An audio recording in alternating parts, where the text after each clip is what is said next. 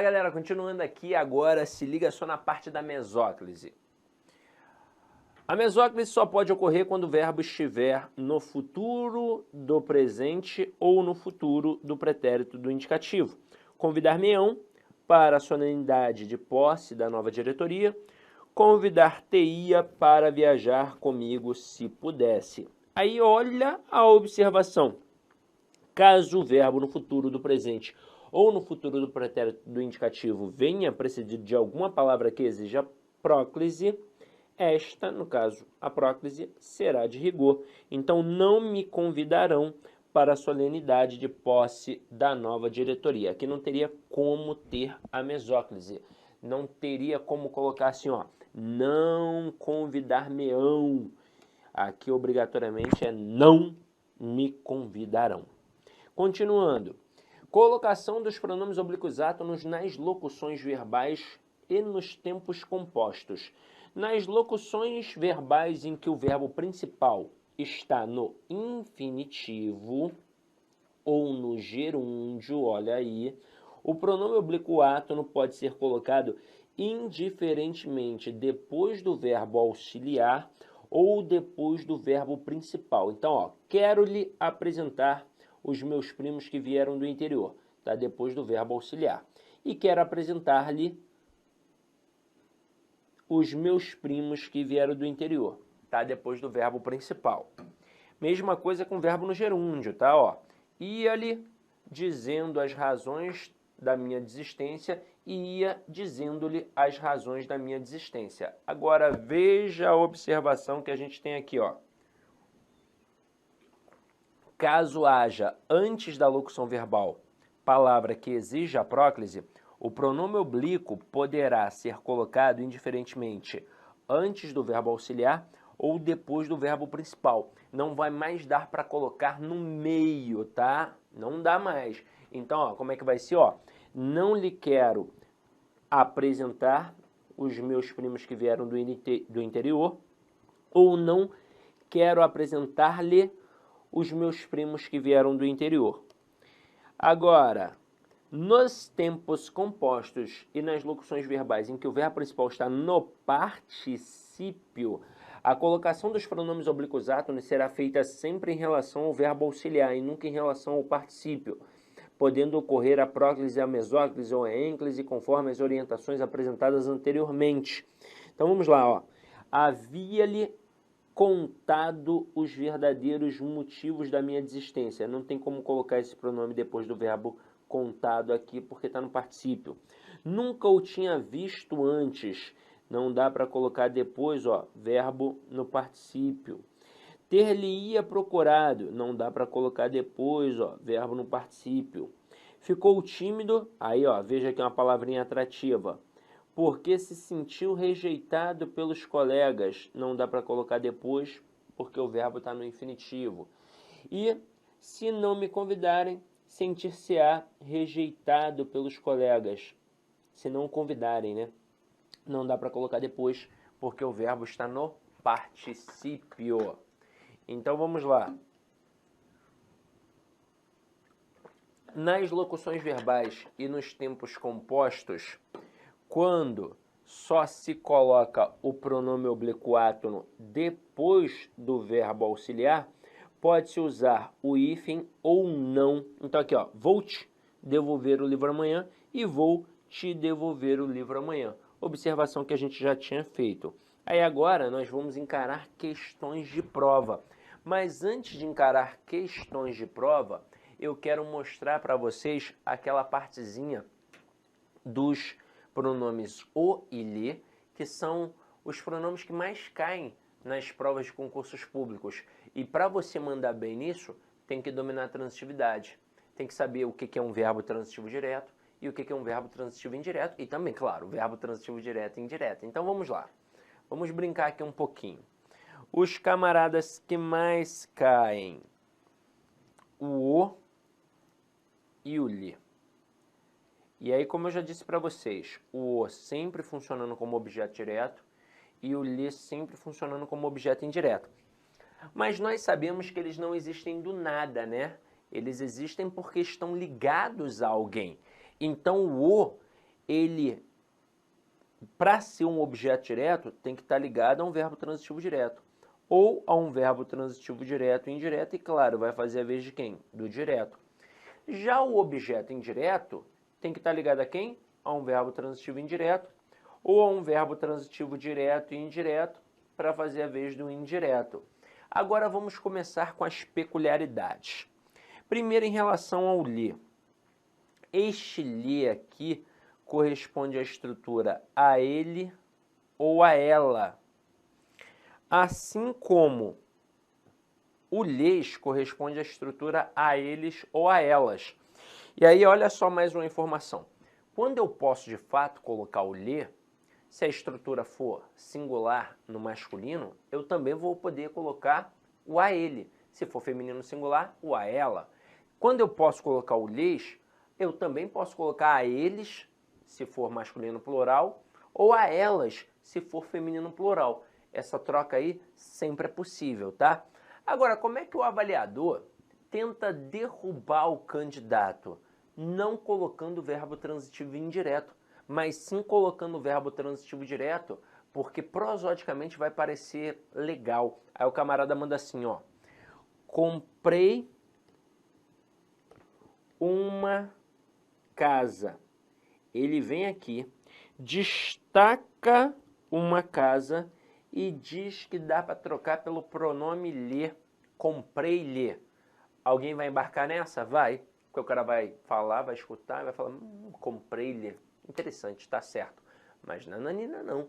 Não é assim não. Ah, tá legal. Não. Você tem que olhar a transitividade. Então veja bem. Neste contexto, o verbo comprar é um verbo transitivo direto. Aqui quem compra, compra alguma coisa. E uma casa vai ser um objeto direto. Então não cabe o lhe. O que cabe é o quê? O. Mas antes de falar do o, eu tenho mais uma ressalva para fazer em relação ao lhe. Este lhe, ele não pode ser utilizado com alguns verbos transitivos indiretos, regidos pela preposição a. E caramba! Como assim, Sidoca? Vamos lá. Primeira informação que a gente tem é que não é qualquer preposição que entra. Vai ser a preposição a. E pode ser a preposição para também. Até aí eu não disse nenhuma novidade para você. Então, é um objeto indireto regido pela preposição a. É a ele. Então, caramba, você já percebeu que é a preposição a. Mas eu também posso colocar a preposição para. Exemplo, dei flores para Maria ou dei flores a Maria. Eu posso dizer dei-lhe flores. Entra uma outra preposição não muito comum, que é a preposição em. Dei um soco em José. Eu posso dizer dei-lhe um soco. Então, ó, preposição a, preposição para e preposição em. Mas basicamente em prova, ó, quem vem é a preposição a. Só que olha a informação que eu acabei de dar. Ele não pode ser utilizado com alguns verbos, aliás, com alguns, tá? Com alguns verbos transitivos indiretos regidos pela preposição a. São eles, verbo assistir, no sentido de presenciar, verbo visar, no sentido de desejar, e verbo aspirar, no sentido de desejar. Vou mostrar aqui alguns exemplos para vocês, ó. Imagina eu colocando assim, ó, assistir ao filme. Ao filme é o objeto indireto regido pela preposição a. Teoricamente, daria para colocar assistir-lhe, né? Mas não, eu não posso. Ué, mas eu não posso colocar o assistir-lhe, eu vou colocar o que então? O a ele. Assistir a ele. Poderia fazer essa troca. Ó, viso ao cargo. Eu não posso colocar viso-lhe. Ué, então vou colocar o que então? Mesma coisa que eu fiz aqui em cima. Viso a ele. Aspiro ao emprego. Objeto indireto regido pela preposição a, mas não pode, eu vou colocar aspiro a ele. Caramba, por que isso acontece, Doca? Isso é uma coisa muito antiga, já na época do latim, este lê não podia ser utilizado com estes verbos.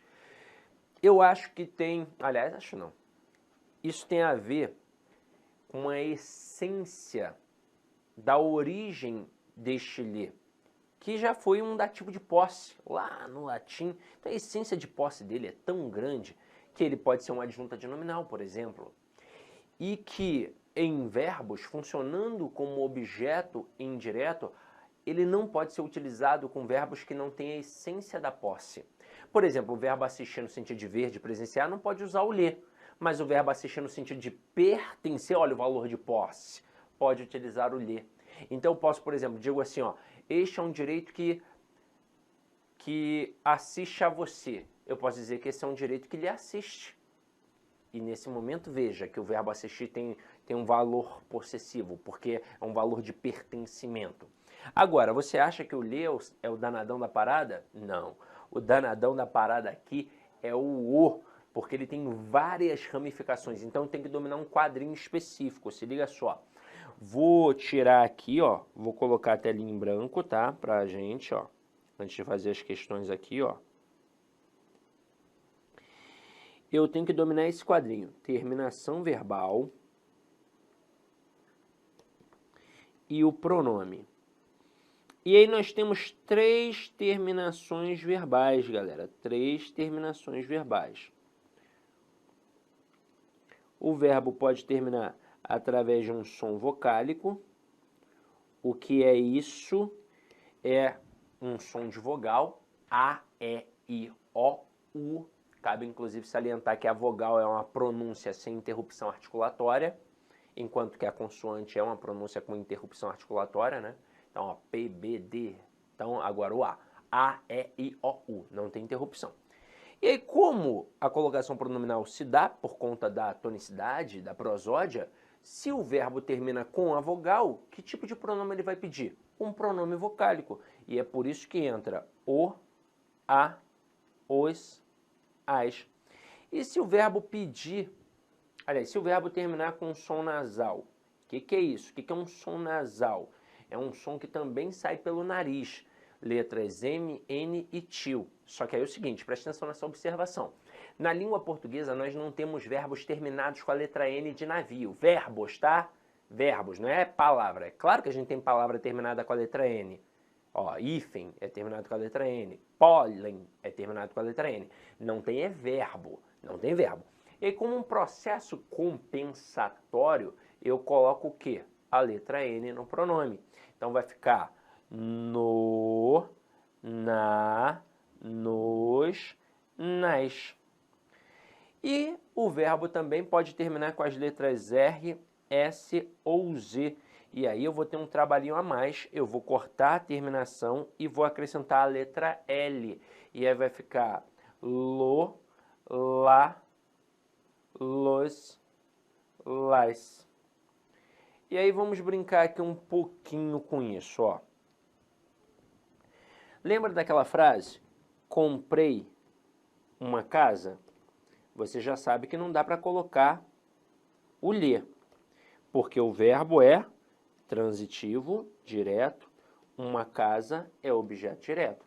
Olá, meus amigos! Inicialmente eu peço licença a vocês, pois interrompi os seus estudos, mas esse vídeo é um vídeo promocional da Lá Concurso, é um vídeo para você se deparar aqui com o nosso site. Se você quiser assistir o final desse vídeo, se você quiser assistir o PDF, quer fazer o curso completo, ponto a ponto do edital, super atualizado, enxuto, eu convido você a se matricular no nosso curso, tem um link aqui embaixo, o investimento apenas R$ 119,90. Para de reclamar aí que eu cortei o vídeo, cara, vai lá, tira o escorpião do bolso. Ah, não tenho, mentira, não acredito nisso, R$ 119,90, esse curso fabuloso aqui da Lá Concursos, o melhor custo-benefício do mercado, ali você vai encontrar, tá certo? Todo o conhecimento necessário e suficiente para você ser aprovado no concurso da Guarda Civil. Só depende de você. E ainda, você tem ainda a nossa metodologia do Personal Coach, que é o estudo e regime de metas. Bacana? Vamos lá, vem estudar com a gente aqui na Lá Concurso. Forte abraço, fique com Deus. Tchau, tchau.